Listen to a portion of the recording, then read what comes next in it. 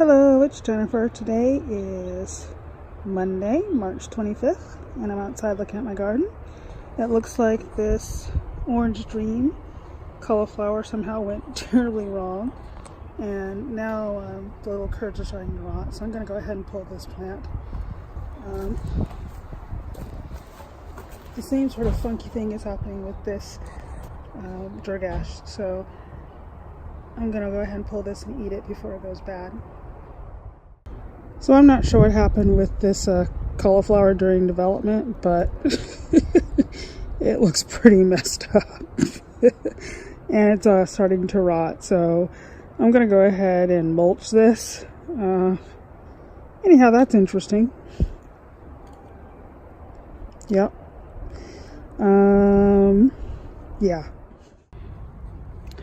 So I'm learning about growing radishes, and apparently I have left my radishes in the ground too long and they split. The same thing with these little turnips.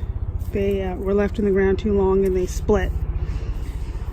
So in light of that, I guess I'm going to go ahead and pick the rest of these turnips. So basically when it says 35 days or 55 days, that's when you're supposed to get these little guys out of the ground before they split. I thought they were all too small to come out of the ground, but apparently just get them at the day marker. As for these 5-color beets, they appear to be doing nothing. They are past their date of picking, so I don't know, I'm just gonna let them grow, see what comes out. But I imagine that now that it's gone back to being summer here in Southern California, it's probably going to be too hot for them to do much of anything except produce leaves. So let me get these little guys out the ground and see what I've got. So I'm going to surmise that this is basically a bust. So I've got like one and this other one that looks too small to me also split. And then there's these little guys here, which I don't know what I can do with these. They're way too small to do anything with.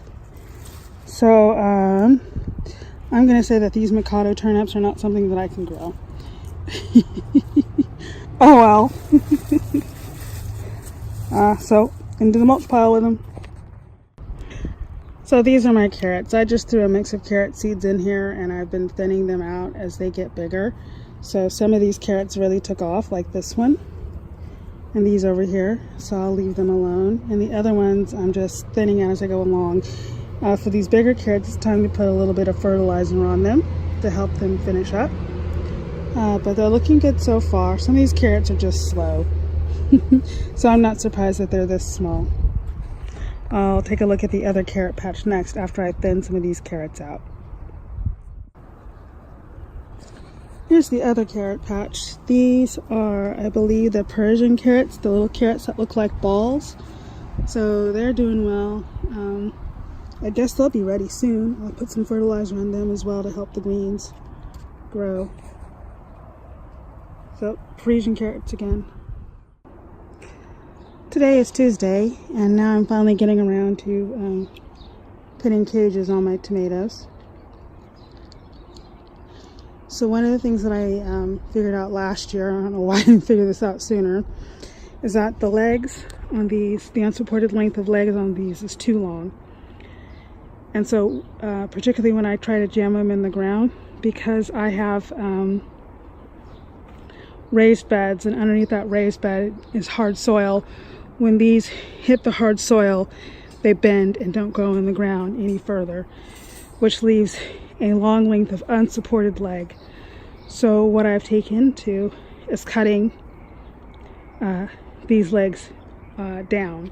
So as you can see, here are some scraps from earlier, from other cages that I've cut. I've cut generally to about here, so about 8 inches off each leg, and that seems to work for me just fine. So see how it's pretty steady now that I've done that. So here I've got some wire cutters, and I just go ahead and snip those legs right off. And now with those legs snipped off, you can see that the unsupported length here is much less flexible and should be able to go into the ground up to about, the foot of my raised bed, up to about here, which is what I'm going for. So it should be more stable in the ground.